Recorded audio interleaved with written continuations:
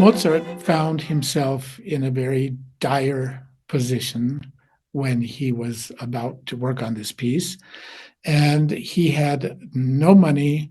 His concerts had become less of a success than they were, and he needed to somehow raise funds to stay alive.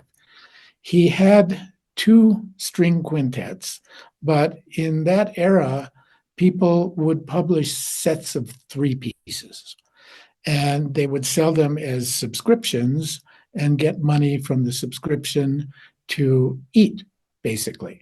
So Mozart, needing a third quintet, took a previous piece, in fact, his Serenade for Winds in C minor, and rearranged it for quintet. One would imagine that in most cases, taking a piece which was originally for oboes, clarinets, bassoons, and horns, and rearranging it for one less of those people and for strings would compromise the piece.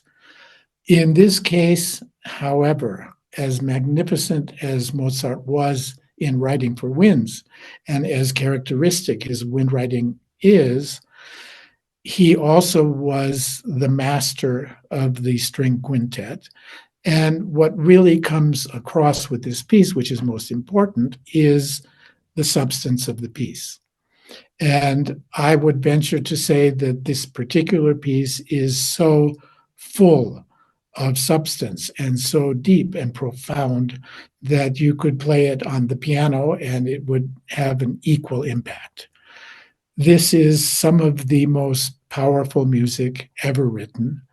And again, touched by the particular key of C minor, which for Mozart always triggered very specific emotional context, dramatic, very passionate, and this piece exhibits all of that.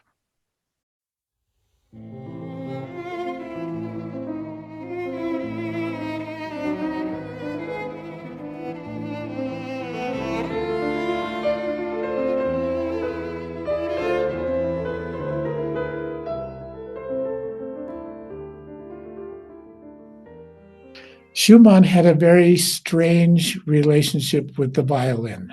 For some reason, he found it very difficult to write for the violin, did not write much early on, and eventually came to it, but both of his two sonatas are written in a rather uncomfortable register for the violin. They're both a little bit too low, and I'm not sure if this was purposeful for the sonority or if it was something that he just didn't quite feel comfortable with in terms of the actual playing of the instrument.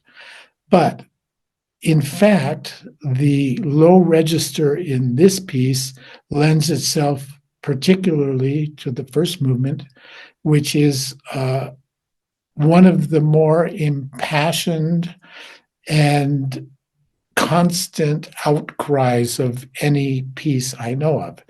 It begins with a wildly passionate melody and continues throughout the entire movement like that.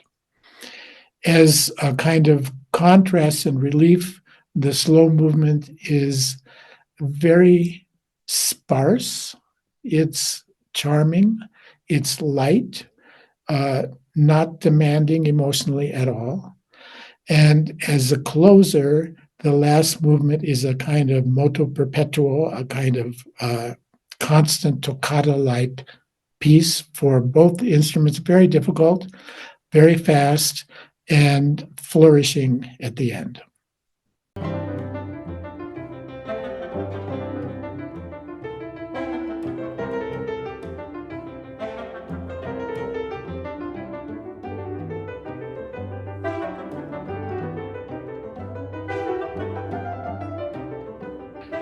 The final piece on our program tonight is the Sextet by Ernst von Dohnányi.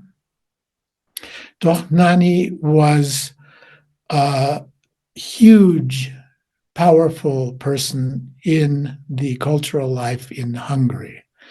He was a magnificent composer, and he also was the head of the Music Academy. Virtually 3 different careers taking place simultaneously.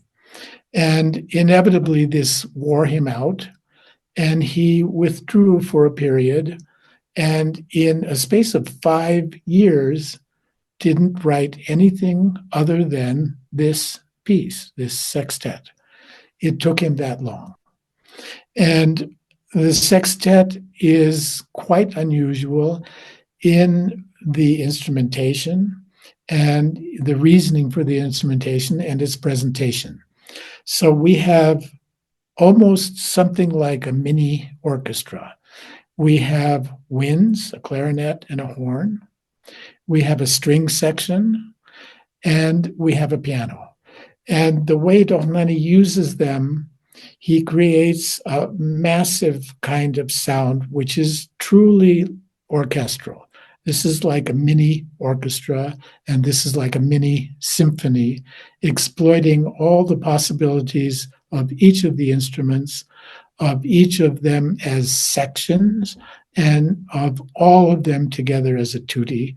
And it's a magnificent way to finish this concert.